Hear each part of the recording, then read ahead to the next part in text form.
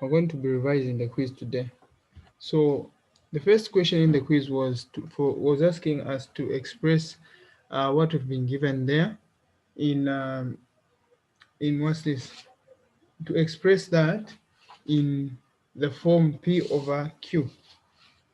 So in other words, that question was okay. That question was straightforward. I think it only had a problem when it came to you guys reducing it to its lowest term.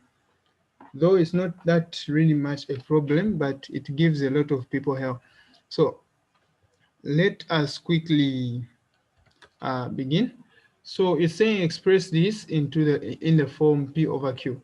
So when you are expressing any given what's this decimal point, which is a rational number, uh, when you, in other words, you are rationalizing a given decimal number, you first have to equate what you've been given to any variable.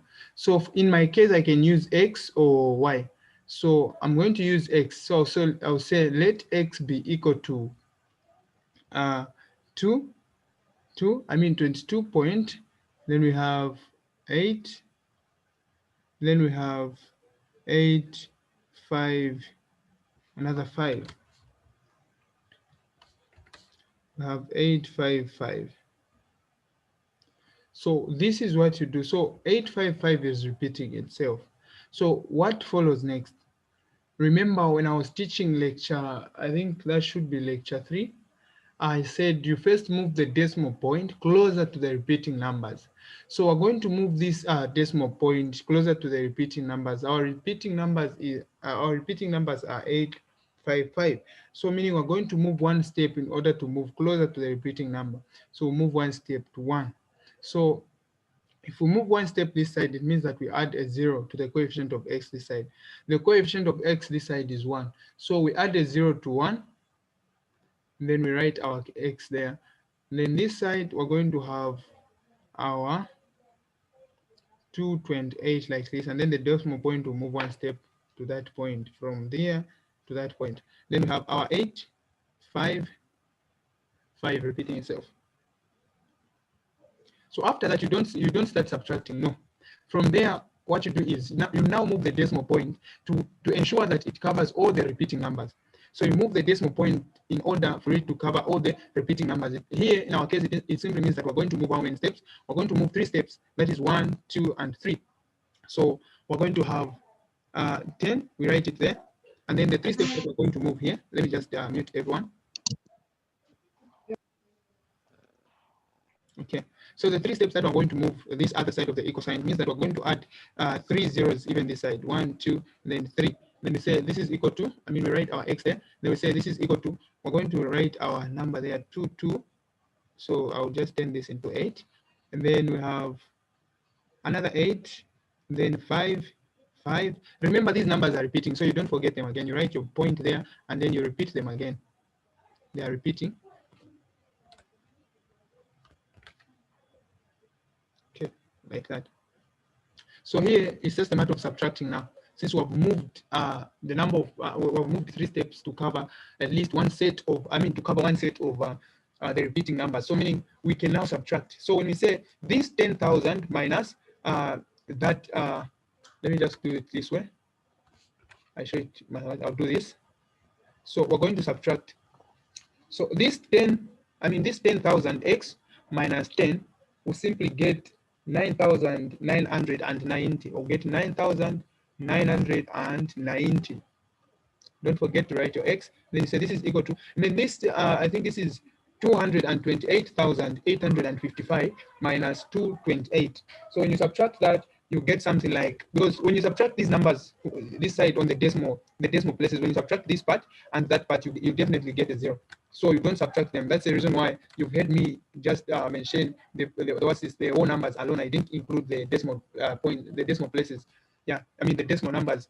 The decimal places when subtracting. So when subtracting, you just consider the whole numbers this side. You just say 228,855 minus 228. So you're going to get that's 228. You get 228, and then 627. This is what we're going to get after subtracting. So you get 627. So here after subtracting you get that. So what we've remained with is just dividing in order to make x the subject of the formula, like that. So then this side we do the same. And then you guys, what you should understand is that you should make sure that you know the principles, or rather the basic rules of mathematics. Whatever that you do on one side of the equal sign is also supposed to be done on the other side of the equal sign. That's that's the meaning of this symbol here, the equal sign symbol here. So when you divide there, you are going to get something like 2000 in its lowest form. I mean, you get something like 25,400. I don't know why my what's this is doing this. My piece is, so you are going to get something like this: 25,403, like that. And then everything divided by 1, 1, 1. So to prove this, if you are practicing on your own, you can even use a calculator to see if you have gotten it correct. So this is basically how you solve such a question. So let's quickly move on to the next question. The next question is telling us to say, prove that, wow, wow, wow, wow, wow, wow, wow. All right. I never saw this question. So this question is telling us to prove that this given, what's this, is an irrational number. So how do you prove that?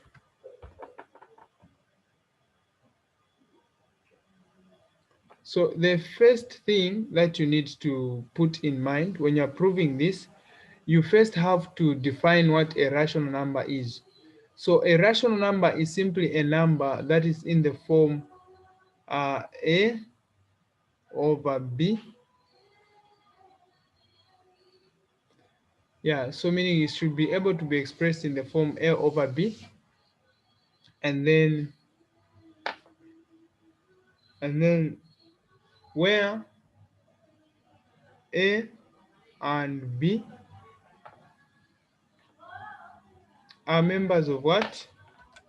Where a and b are members of integers. Where a and b are members of integers, and then a, b is always not equal to 0. So this is what you're going to have. And then you should also know to say a and b, are what? Are co-prime numbers. A and b are co-prime numbers.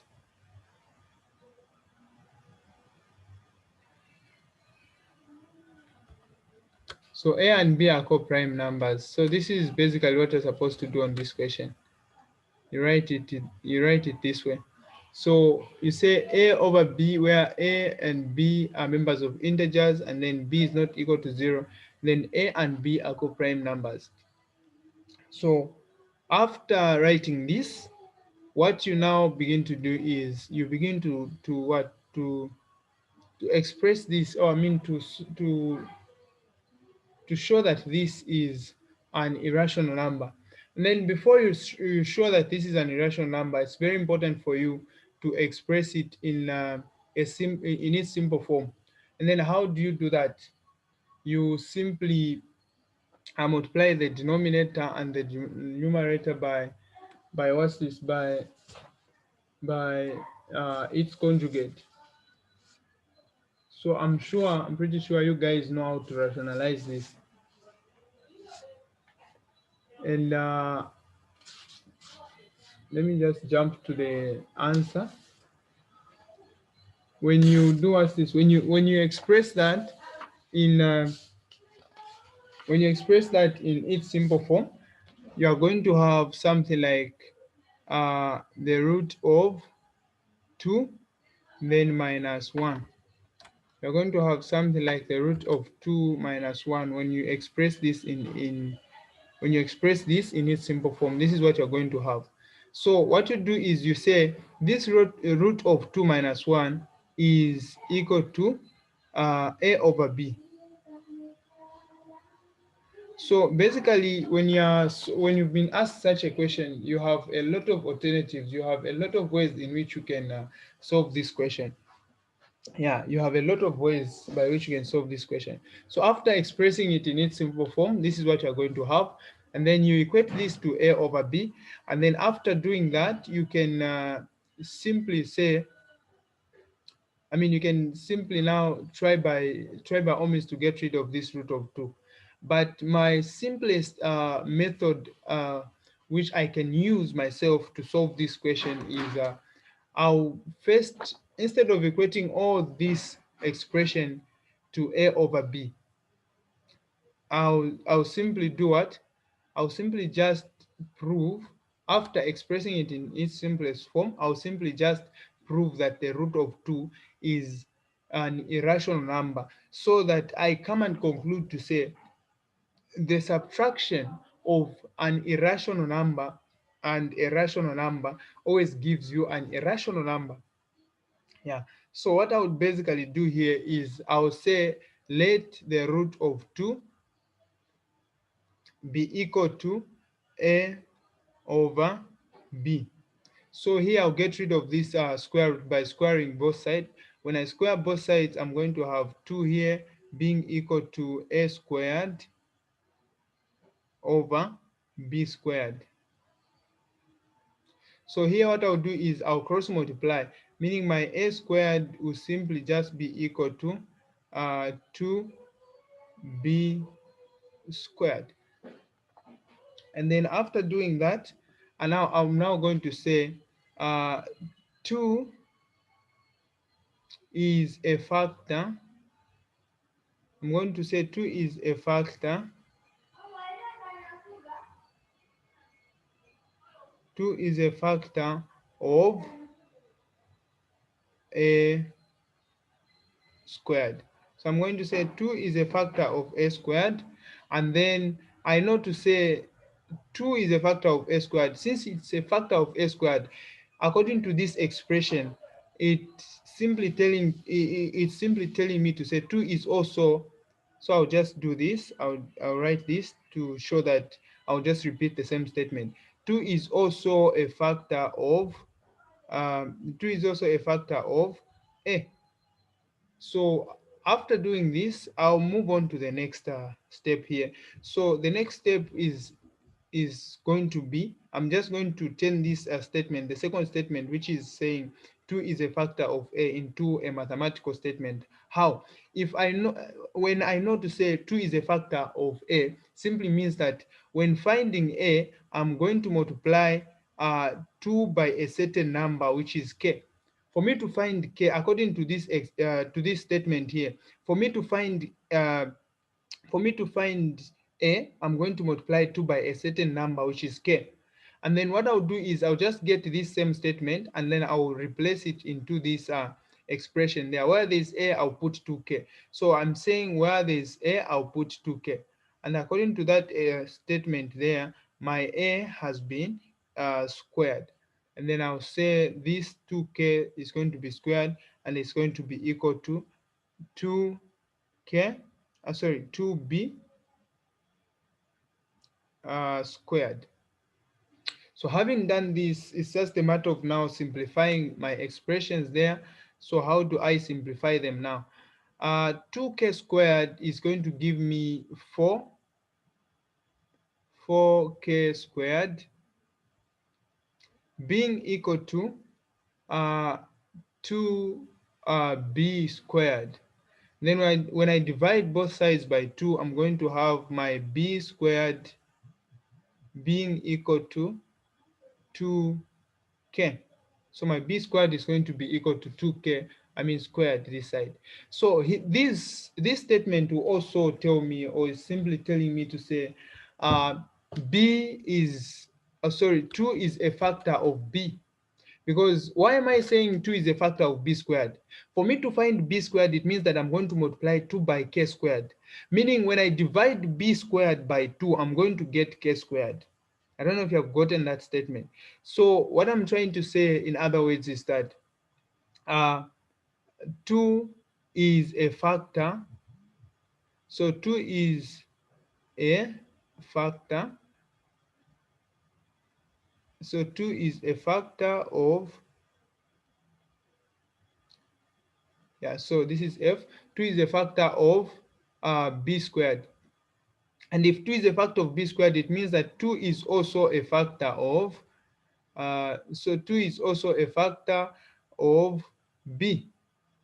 So now, having known to say 2 is a factor of a and b, we know to say according to our statement, which is this statement here, which I wrote in the beginning, it's telling us to say for this root of 2 to qualify to be a rational number, it is supposed to be expressed in the form of, I'll do this, for this root of 2 to be a rational number, to be called a rational number, is supposed to be expressed in the form a over b, where a and b are members of integers and b is not equal to 0, and a and b are co-prime numbers. What do we mean by the word co-prime numbers? It means that if uh, this given, it means that this given fraction here, a over b, is in its lowest term. There is no number that can go into a and b. But according to what we have found here, we have discovered to say 2 can go into a and 2 can also go into b, which discards the fact that, which contradicts with the fact that uh, which contradicts our assumption, in short, because in the first place we assumed to say the root of 2 is a rational number. This is the reason why we're saying it can be expressed in the form a over b. So our assumption was that the root of 2 is a rational number. Now, because we have discovered to say 2 can go into a and 2 can also go into b, it simply means that the root of 2 is not a rational number. Now, how do you conclude? So after discovering that the root of 2 is not a rational number, you can therefore say, since the root of 2 is not rational, or since the root of 2 is an irrational number, we therefore conclude to say uh, the addition of a rational number and a rational number, the addition of an irrational number and a rational number gives an irrational number. So when you look at this, I know you guys are looking at this subtraction sign here. Do you know that subtraction is also addition? If you don't know, you have to know it today. Because when I say 2 minus 1, this is just the same as saying 2 plus, this is a plus here. This is just the same as saying 2 plus the negative of 1. So when I say the addition of an irrational number and a rational number gives you a rational number, a person who is mathematically matured will know what I'm talking about. So this is basically how you towards this, you prove the irrationality of a given expression.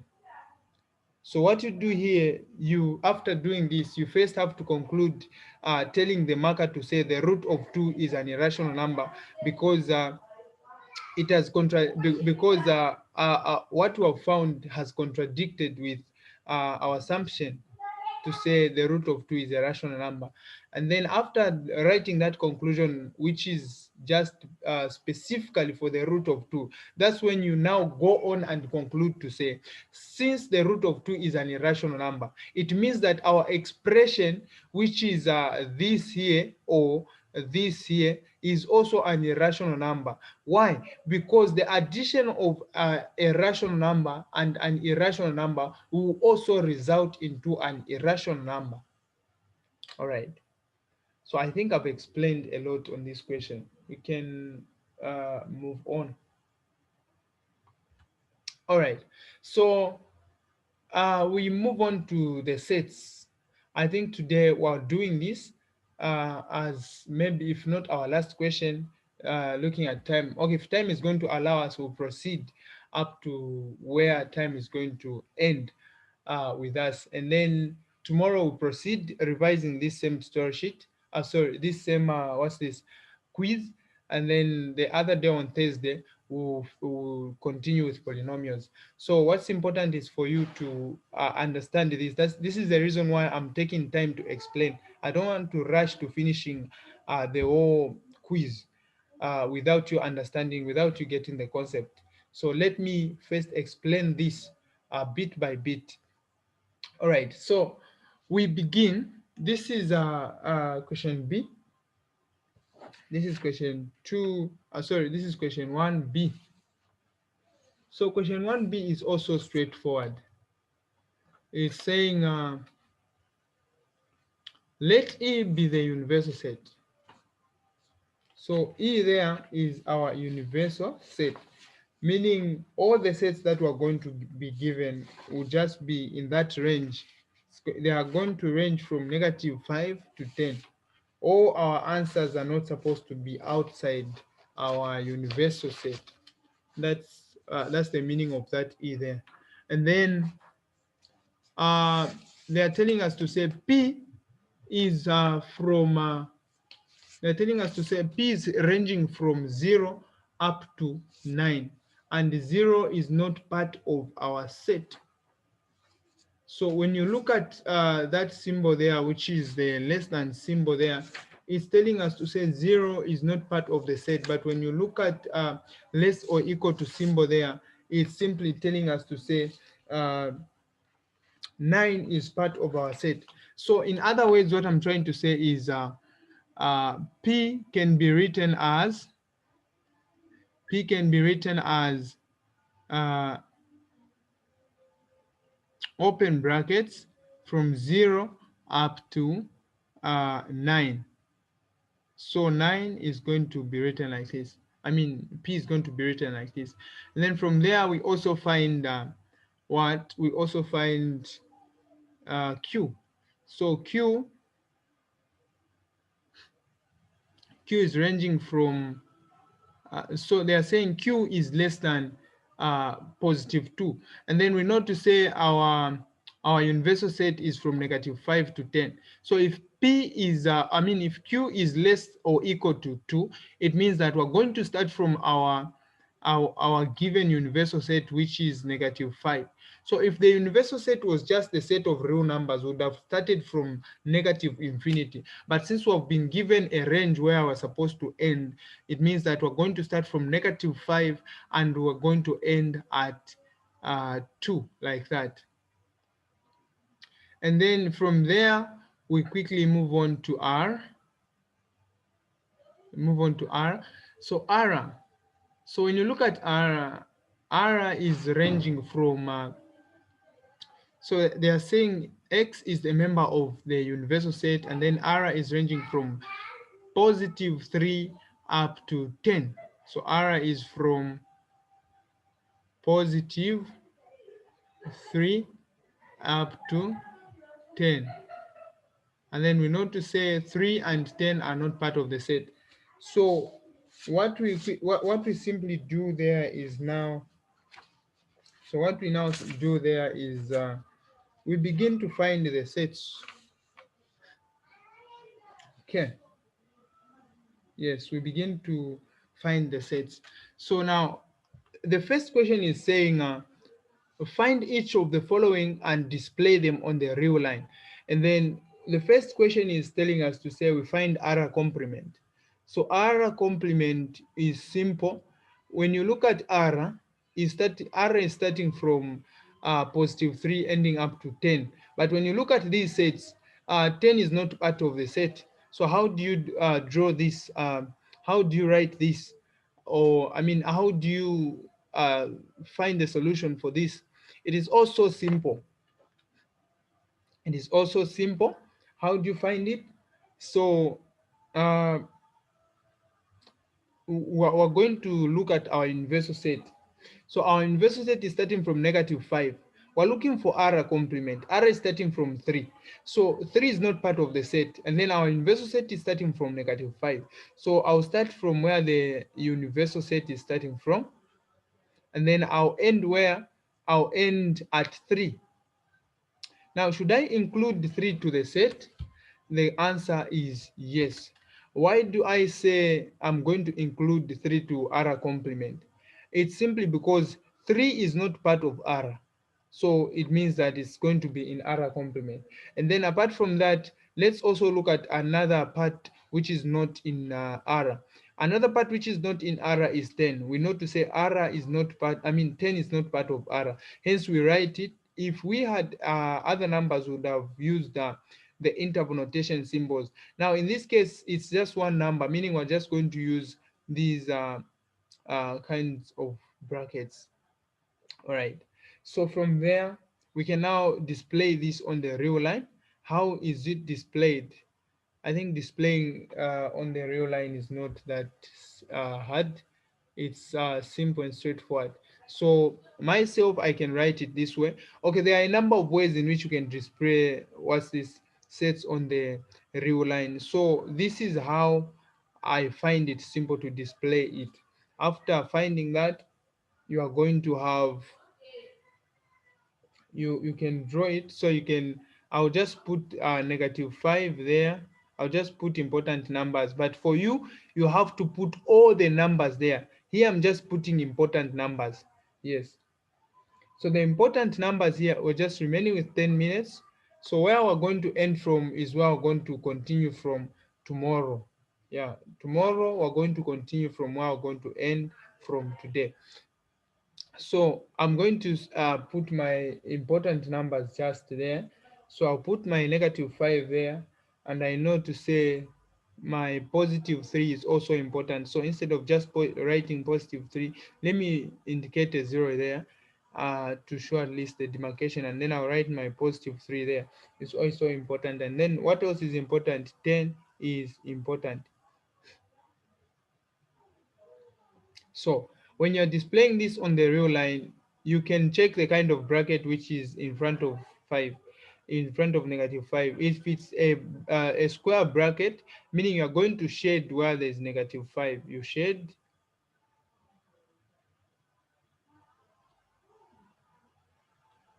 Okay. And then after shading where there is -5, you are going to draw a straight line which is going to end at 5, like that. At 3. You also shade at 3 because there's a square bracket there. And then on 10, we are just going to draw a dot here. Why? Because it's just one element there. And then we draw our universal set. Our universal set is ranging from 0, from -5 to 10, and it's shaded at both ends. So this is our E, and then you also name this.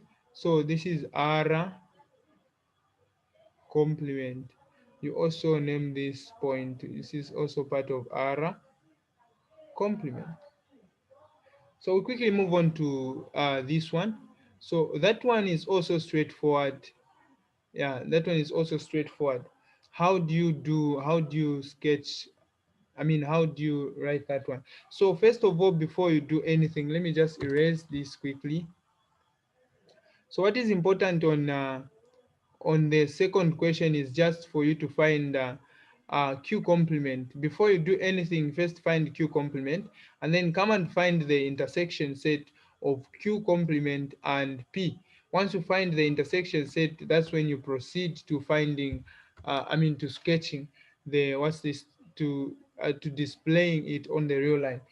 And then so you can see that from the sets that we've been given, Q complement can be written as, we know that Q is starting from -5 up to 2, meaning Q complement will start from 2. Why have I used this kind of bracket? It's because I know that 2 is part of Q, meaning it's not going to be part of Q complement. So I'm going to use that kind of bracket, and then I'll end where up to 10, because that's where my universal set is ending from. And then after writing Q complement, we quickly also list, we already have P there on top. So there's no need of us listing P again. So let us just find now the intersection set between P and Q complement? What is the intersection set between P and Q complement? So what is the intersection set there? We know to say, so when you're finding intersection set, more especially on intervals, you look at the smallest number first that you are, I mean, you look at the smallest possible number, which is in both two sets that you've been given. So the smallest possible number which is found in both P and Q complement is simply 2. So it's 2, and then since it's 2, you take the bracket that is having the same 2. So you get this. So this 2 is on Q complement. So I'm going to get the bracket that is on Q complement like that. And I'll write my comma. And then which one is the smallest possible number that is in both, that is found in both uh, these two sets? We can see to say it's 9. So it's 9, and then you get the bracket there, which is on 9. Okay, so now here what we're remaining with is just drawing this on the real line. So you write your real line like that, and then you draw it there. Okay, so you write your real line like that, and then we begin to draw it on the real line. How do you now draw this? So I'm just going to write the cardinal numbers there, but for you, you have to write all the numbers. I'll put my 0 there, and then I'll put my 10 there. So the cardinal numbers that I have here is just 2 and 9. You are supposed to show all the numbers. Then when you look at 2 there, it's open. So I'm going to write an open circle there. And then on 9, it's closed. So I'm going to close it at 9, meaning I'm going to shade the circle that I'll draw on 9. So this is basically my P intersection Q complement. Okay. And then after writing this, you also indicate there the universal set there. The universal set is ranging from -5 up to 10. You also check on both ends. All right, so this is the universal set. So what is going to take it? Yeah, this is outside of this and then the other more. We'll also go to so then that's so this also occupies so right now,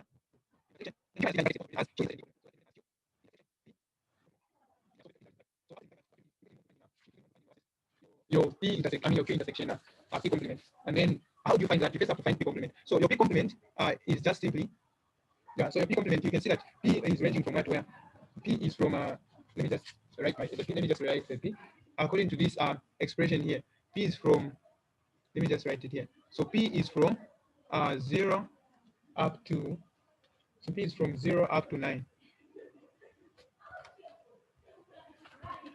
So P is from 0 up to 9 like that. So your P complement is going to be, your P complement is going to be, your P complement is going to be from -5, which is from the beginning of the universal set. I don't know why this has started happening. From the beginning of the universal set, and it's going to end at 0. Now, since 0 is not part of P, it means that it's going to be part of P complement. And then we say union, we start from 9, 9 there. Yeah, 9 there is part of P, meaning it's not going to be part of P complement. And then we end at 10. So we're going to start from this same point tomorrow when we meet. Thank you very much for watching today's revision, quiz 1 revision. See you in tomorrow's session. Shalom, shalom.